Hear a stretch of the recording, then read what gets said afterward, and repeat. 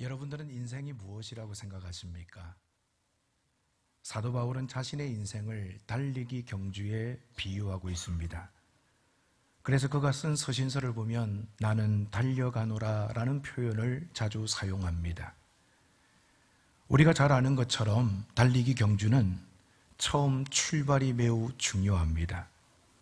선수가 언제 어떤 모습으로 어떻게 출발하느냐에 따라서 순위가 달라지기 때문입니다. 그런데 달리기 경주에서 우승하려면 출발보다도 더 중요한 것이 있습니다.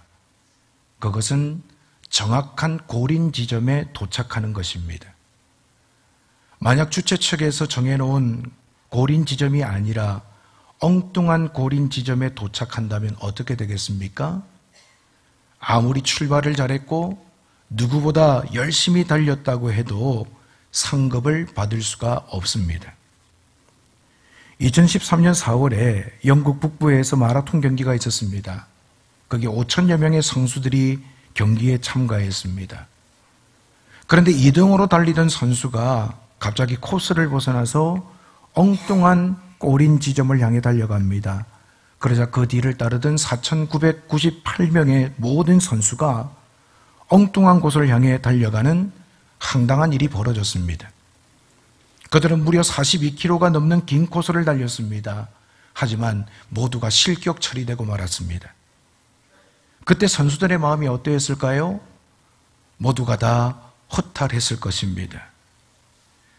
그런데 오늘 본문 말씀을 보면 마치 실격 처리된 선수들처럼 인생의 경주에서 실패한 사람들을 만날 수 있습니다. 1절 말씀을 보시면 들으라 부한자들아 너희에게 임할 고생으로 말미암아 울고 통곡하라 라고 말씀합니다. 이 말씀을 보니까 지금 야고보는 누구를 향해 울며 통곡하라고 말씀합니까? 부한자들을 향해서 너희들 울며 통곡해라 라고 외치고 있습니다. 우리가 생각할 때 가난한 사람들이 울어야 되지 않겠습니까? 가진 것이 없는 사람이 핍절하고 어려우니까 가슴을 치면서 울어야 되지 않겠습니까? 그런데 야고보는 부한 자들을 향해서 너희들 울며 통곡해야 된다라고 말씀합니다. 왜 야고보는 우리의 생각과 다르게 부한 자들을 향해서 당신들 울며 통곡해야 된다라고 이야기할까요? 그 이유는 야고보가 볼 때 그 부한 자들은요, 실패한 인생을 살았기 때문입니다. 여러분, 이 말씀이 이해가 되십니까? 잘 사는 사람, 부하게 사는 사람, 세상의 관점에서 보면 그 사람들이 승리자입니다. 오늘 이 땅을 살아가는 모든 사람들은 부한 삶을 살아가기 위해서 아침 일찍부터 저녁 늦게까지 수고하고 애를 씁니다. 열심히 살아도 부유함이 나와는 상관없는 것이 된 사람들이 얼마나 많습니까? 그런 의미에서 부한 자들은요, 우리가 닮고 싶은 사람들이고 이 땅에서 승리자들입니다. 하지만 야고보는요, 그들을 향해서 너희들 정신을 차려라, 통곡하며 울어야 된다라고 말씀하고 있습니다. 야고보가 말씀한 부한 자들은 단순히 잘 사는 사람을 말하는 것이 아닙니다. 지금 야고보가 말하는 부한 자들은 어떤 사람이냐? 인생의 경주에서 최종 목표를 오직 부유함에 두는 사람들을 의미합니다. 즉 우리의 소원은 통일, 꿈에도 소원은 통일, 이런 노래가 있듯이 내 인생의 소원은 부자가 되는 것입니다. 꿈에도 소원은 부자가 되는 것입니다. 라고 생각하면서 거기에만 마음을 집중하며 살아가는 사람들을 향해서 야고보는 부한 자들이다 라고 말합니다. 사실 우리는 이런 사람들을요, 주변에서 쉽게 발견할 수 있습니다. 솔직히 말씀드린다면 이 땅에 사는 대부분의 사람들이 가진 간절한 소망이 뭘까요? 부자가 되는 것 아닙니까? 남들보다 좀 더 잘 먹고 싶습니다. 더 잘 살고 싶습니다. 이것이 인생의 꿈이요, 목표인 사람들이 얼마나 많습니까? 아니, 다른 사람들 생각하기 이전에 내가 바로 그런 사람 아닙니까? 그래서 그 꿈을 이루기 위해서 우리는 열심히 공부합니다. 열심히 일도 합니다. 그리고 내가 많은 돈을 가지기 위해서, 벌기 위해서 때로는 사람을 배신하기도 합니다. 서로 속이기도 하고요. 어떤 때는 자신의 이익을 위해서 서로 치고받고 싸우기도 합니다. 그런데 야고보가 이런 사람들을 향해서 인생의 실패자라고 하는 이유가 무엇일까요? 가장 큰 이유는 다가올 미래 때문입니다. 사실 은행 통장에 돈이 많이 있으면 얼마나 편리합니까? 돈이 많으면요, 당장 전화 한 통으로 무엇이든지 다 바꿀 수 있습니다. 오래된 김치 냉장고도 바꿀 수 있습니다. 낡은 소파도 개비할 수 있습니다. 세탁기도 바꿀 수 있습니다. 무엇이든지 돈만 있으면 원하는 대로 다 바꿀 수가 있습니다. 그래서 사람들이요, 돈 하면서 돈을 좋아합니다. 이처럼 돈이 많으면 지금도 행복하고 다가올 미래에도 당연히 행복할 것이라고 우리는 생각합니다. 그런데 야고보는 부자들에게 장차 너희들에게 고생이 임할 것이다 라고 경고하고 있습니다. 그 이유가 2절에 나옵니다. 2절 말씀을 보시면 너희 재물은 썩었고 너희 옷은 좀 먹었으며 라고 말씀합니다. 여기서 재물이 썩었고 옷이 좀 먹었다는 말씀은 재물이나 옷을 제대로 보관하지 못하면 쓸모 없어진다는 말씀이 아닙니다. 이 말씀은 장차 우리가 하나님의 심판대 앞에 서게 될 때 우리가 모아두었던 많은 재물이나 값진 옷이 아무 소용이 없다는 것입니다. 하나님을 마음속에 모시지 않은 부자, 하나님을 온전히 믿지 못하는 부자는 재물을 이 땅에 쌓기만 합니다. 2절 말씀에 보면 창고에 넣어서 썩을 정도로 재물을 쌓고 또 쌓습니다. 그리고 3절에 보면 창고에 금과 은이 녹이 날 정도로 재물을 쌓는다고 이야기합니다. 우리가 잘 알다시피 금과 은은 녹슬지 않습니다. 그런데 야고보가 그것을 몰라서 이렇게 표현하고 있을까요? 아니지요. 지금 야고보는 그 정도로 탐심이 대단하다라는 것을 강조하고 있습니다. 내 창고에 이 땅에서 많은 것을 벌어서 쌓고 재우고 보관하면 내 장래는 행복할 것이라고 생각하는 그들을 향해서 너희들 정신 차려라, 울면서 통곡해야 된다라고 야고보는 말씀하고 있습니다. 세상 사람들은 우리가 가지고 있는 재산을 보고 사람들을 평가합니다. 하지만 하나님은 우리가 가지고 있는 재산의 많고 적음을 보고 우리를 평가하는 분이 아닙니다. 재산이 많다고 무조건 천국에 받아주시고 재산이 적다고 무조건 지옥에 보내는 분이 아닙니다. 우리들의 물질은 이 땅을 살아가면서 필요한 것입니다. 그 물질은 하나님 앞에서는 아무런 가치가 없습니다. 그럼에도 불구하고 사람들은 온전한 가치가 무엇인지 깨닫지 못한 채 이 땅에서 돈이 내 인생의 최고의 가치라고 생각합니다. 그래서 이 땅을 살아가는 동안 돈 하면서 돈의 노예가 되어서 오늘을 살아가는 경우가 얼마나 많습니까? 돈을 벌 수 있다면 부정한 방법으로 약한 자들의 돈을 착취하는 경우도 있습니다. 돈을 벌 수 있다면 눈 딱 감고 하나님이 원하시는 정의가 아님에도 불구하고 그것을 내 것으로 만들려고 하는 탐욕들이 오늘을 살아가는 우리 모두에게 있습니다. 그런 우리를 향해서 야고보는 그거 어리석은 모습이다 라고 말씀합니다. 4절을 보십시오. 보라, 너희 밭에서 추수한 품꾼에게 주지 아니한 삭시 소리 지르며 그 추수한 자의 우는 소리가 만군의 주의 귀에 들렸느니라. 우리는 주님의 은혜로 살아가는 존재들입니다. 나에게 주어진 모든 것이 내 것이 아니라 주님의 것입니다. 내가 주인인 것 같지만 내 생명도, 내 건강도, 내 물질도 내 것이라고 이야기하지만 진짜 주인은 하나님이시라는 거예요. 그럼 나는 누구냐? 나는 하나님께서 나에게 주신 것을 맡은 청직이에요. 나는 관리인이에요. 우리가 이것을 믿음으로 인정한다면 하나님이 주신 물질을 내 마음대로가 아니라 하나님의 뜻대로 사용해야만 합니다. 나에게 주신 것을 하나님께 힘써 바쳐야 합니다. 또한 어려운 이웃을 위해서 힘써서 나눌 수 있어야 합니다. 자신을 위해서만 창고에 쌓고 쌓아서 녹이 슬어서 좀 먹고 없어지는 것 같은 그런 인생이 아니라 하나님의 뜻을 이루기 위하여 우리에게 주신 물질도 건강도 재능도 사용할 때 그 사람이 믿음의 사람이고 그 사람이 지혜로운 사람이라고 야고보는 우리에게 말씀하고 있습니다. 마가복음 14장을 보면 예수님이 베다니 나병 환자 시몬의 집에서 식사를 하십니다. 그때 한 여인이요 옥합을 깨뜨립니다.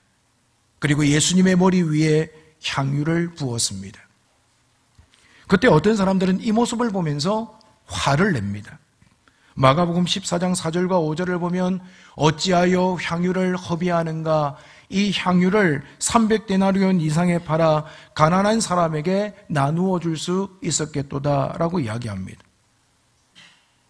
예수님의 머리에 향유를 부은 그 여인을 향해서 그것을 지켜보던 사람들이 비판합니다.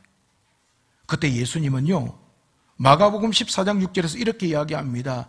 가만두라, 너희가 어찌하여 그를 괴롭게 하느냐, 그가 내게 좋은 일을 하였느니라 말씀합니다. 사람들은 예수님께 드린 향유를 돈의 가치와 연관시켰습니다. 저게 도대체 얼마짜리인데, 얼마나 비싼 건데 그냥 예수님의 머리에 한 번 붓고 저렇게 허비해버리는 거야? 차라리 저걸 팔아가지고 돈으로 바꿔서 가난한 사람들에게 나누어 줬다면 훨씬 더 좋았을 텐데, 그렇게 이야기하면서 옥합을 깨뜨린 그것이 허비했다라고 비판합니다. 그런데 이 여인의 입장에서 보면요, 주님께 받은 은혜가 너무 커서 자신에게 가장 중요한 것을 주님 앞에서 깨뜨린 거예요. 죽어야 될 나를 생명으로 인도하신 주님, 병들어 있는 나를 강건함으로 치유해 주신 주님의 은혜가 너무 고맙고 감사해서 이 여인은요 가장 좋은 것으로 주님 앞에 드렸습니다. 그런데 왜 사람들은 이 여인을 향해서 허비했다라고 모독적인 표현을 했을까요? 거기에는요 헌신하지 못하는 자신의 모습을 정당화하기 위한 꾸밈이 그 안에 있는 거예요. 나는 헌신하지 못하는데 저 여인이 생각지도 못하게 저렇게 크게 헌신하니까 그 여인을 향해서 비판하는 거예요.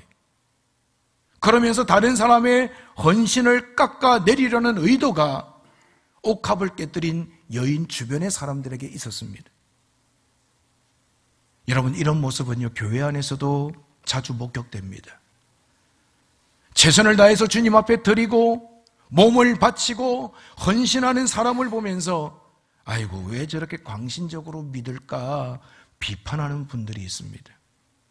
그러면서 자기 자신을 정당화시키려고 하는 분들이 있어요. 여러분 한번 생각해 보십시오. 주님을 사랑한다면 주님을 위해 드리는 일은 결코 허비가 아닙니다. 주님을 사랑하지 않으니까 그것이 허비로 보이는 거예요. 주님을 사랑한다면 나의 가장 소중한 것을 드리는 일이 절대로 아깝지 않습니다. 우리는 주님께 드릴 때 돈의 가치와 연관시켜 생각하지 말아야 합니다. 할 수 있는 한 최선을 다해서 물질적으로 주님 앞에 헌신해야 합니다. 우리는요 우리에게 주어진 부를 잘 활용해야 합니다. 그것을 선한 일을 위해서 쓰지 않으면요 마지막 때에 책망을 받습니다. 나 자신의 배를 불리기 위해서, 나만을 위해서 하나님께서 나에게 맡기신 것을 내 것인 양 창고에 쌓아두고 나만의 미래의 행복을 위해서 거기에 넣어두다 보면 그것은 녹이 쓸고 조미 먹게끔 되어 있는 거예요. 이 땅을 살아가는 우리 인생은 한 번뿐입니다. 그래서 일생이라고 이야기합니다. 이 일생을 우리는요, 이 땅의 삶이 영원할 것이라고 착각하면서 허비하지 말아야 됩니다. 주님 앞에 설 날을 기대하면서 주 앞에 섰을 때 잘했다 칭찬받는 삶을 살아가기 위해서 정신을 차리고 우리의 삶을 경주하는 우리 지혜로운 성도님들이 다 될 수 있기를 바랍니다. 이 땅에 살면서 사명감을 가지고요, 정당하게 물질을 벌어야 합니다. 많이 버셔야 합니다. 잘 버셔야 됩니다. 복을 받으셔야 됩니다. 그리고 그 물질을 쌓아만 놓지 말고 하나님의 뜻을 이루기 위해서 아름답게 사용하시는 우리 성도님들 되시기를 바랍니다. 5절 말씀을 보시면 너희가 땅에서 사치하고 방종하여 살육의 날에 너희 마음을 살찌게 하였도다라고 이야기합니다. 이 땅에서 내가 물질의 주인인 것처럼 살면 그 결과 어떤 열매가 맺힙니까? 사치하고 방종한 삶을 살게 되는 거예요. 나를 위해서는요, 하나도 아끼질 않아요. 그리고 그 물질을 가지고 하나님에서 질서에서 벗어난 엉뚱한 죄를 범하게 된다는 거예요. 하나님께 드리고 가난하고 어려운 이웃들을 위해서 사용할 때 그 물질은 하나님의 영광을 드러내는 도구가 될 수 있습니다. 하지만 내 배만 채우고 그것이 내 인생의 행복을 보장해 줄 것이라 착각하면서 물질을 의지하는 사람은요, 결국 사치하고 방종하다가 주님의 심판대 앞에서 책망받게 될 것입니다. 그렇다면 하나님은 무엇을 귀하고 가치 있게 여기실까요? 미모일까요? 학력일까요? 의외로 많은 성도님들은 교회 안에서 직분을 하나님께서 귀하게 보신다고 생각합니다. 그래서 목사나 장로나 안수집사나 권사가 되면 하나님께서 귀하게 보실 것이라고 생각합니다. 만약에 하나님께서 그렇게 말씀하셨다면 우리는 수단과 방법을 가리지 않고 목사와 장로가 되려고 노력해야 할 겁니다. 그런데 성경에 봐도 어디를 봐도 하나님은 우리에게 그렇게 말씀하신 적이 없습니다. 그렇다면 하나님께서 귀하게 보시는 것이 무엇일까요? 첫 번째로 믿음입니다. 믿음은 하나님이 전능하사 천지를 만드신 분이라는 것을 신뢰하는 겁니다. 예수님이 우리 죄를 대신해서 십자가에 돌아가심으로 우리가 하나님의 자녀가 되었다는 사실을 인정하는 겁니다. 하나님께서 우리의 아버지가 되시고 예수님께서 우리에게 구원을 보장해 주셨다면 그 믿음을 가지고 살아가는 사람들은요, 두려움이 없어야 됩니다. 왜 두려움이 생깁니까? 믿음에서 벗어나 있으면 우리는 두려워합니다.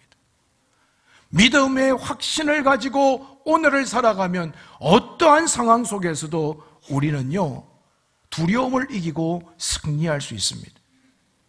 히브리서 11장 6절 말씀을 보시면 믿음이 없이는 하나님을 기쁘시게 하지 못하나니 하나님께 나아가는 자는 반드시 그가 계신 것과 또한 그가 자기를 찾는 자들에게 상 주시는 이심을 믿어야 할지니라 말씀합니다. 믿음이라고 하는 것은 입으로만 말하는 것이 아닙니다. 믿음은 내가 생각하는 것, 내가 입으로 말하는 것을 삶을 통해서 실천하는 것이 참된 믿음입니다. 오늘 수많은 목회자들과 성도님들이 반쪽짜리 믿음을 가지고 이 땅을 살아가는 경우가 많습니다. 머리로는 알아요. 그래서 입으로는 말하는데 삶을 통해서는 실천하지 않습니다. 그래서 성경에 보면 주님은 주여 주여 하는 자마다 다 구원받는 것이 아니다라고 말씀하시는 거예요. 온전한 믿음, 참된 믿음으로 하나님의 말씀 앞에 납작 엎드리고 그 말씀을 신뢰하면서 살아가는 것, 그것이 믿음이라고 우리에게 말씀하고 있는 겁니다. 믿음이 없이는 하나님을 기쁘시게 할 수 없습니다. 교회 오래 다녔다고 하나님을 기쁘시게 할 수 없습니다.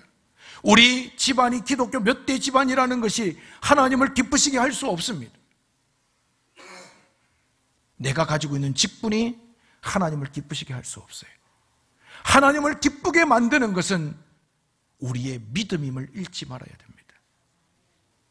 하나님께서 귀하게 여기시는 믿음, 2020년을 시작하면서 이 믿음을 우리는 가치 있게 여기고 이 믿음의 열매가 삶 가운데 나타나기 위해서 힘쓰고 애쓸 수 있기를 간절히 바랍니다.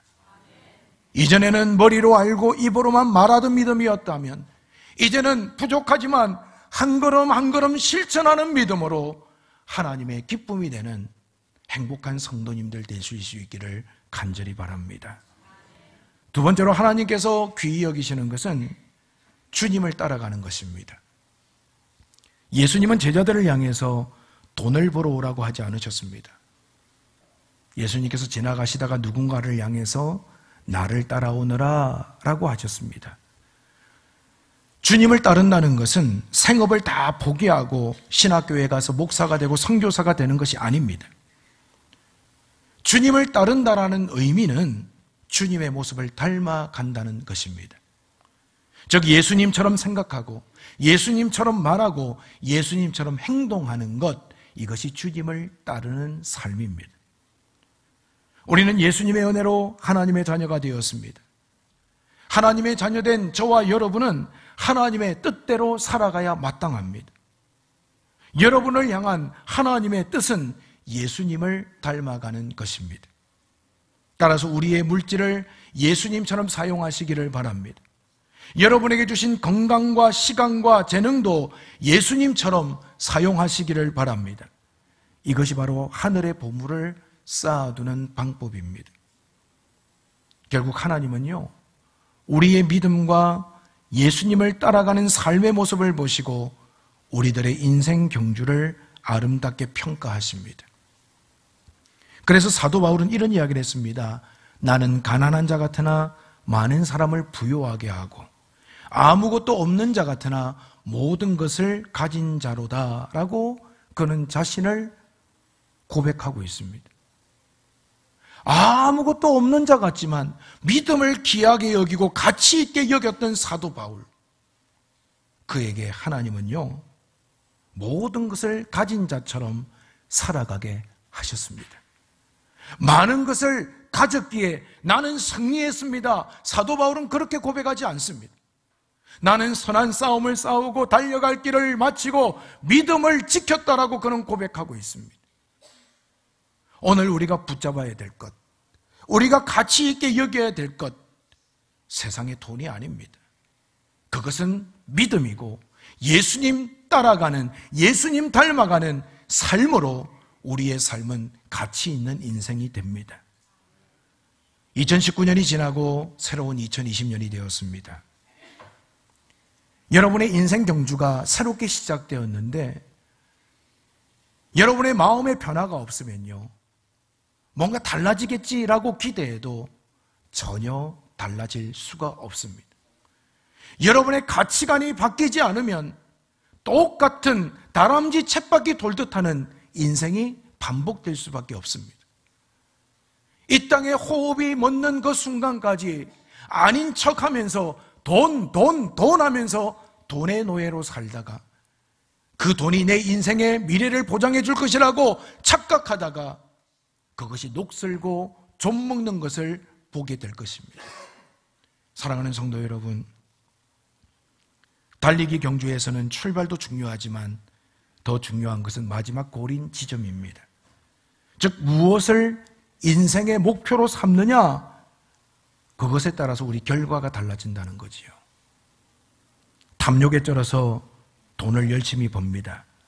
그리고 사치와 방종의 삶을 인생의 목표로 삼는다면 하나님의 심판대 앞에서 울며 통곡하게 될 것입니다. 하지만 우리에게 주신 물질과 시간과 건강과 재능을 가지고 예수님처럼 살아간다면 하나님 앞에서 칭찬받는 인생이 될 줄로 믿습니다. 2020년 이러한 인생을 살아내는 건강한 교회, 행복한 성도님들이 되시기를 주님의 이름으로 축원을 드립니다. 우리 시간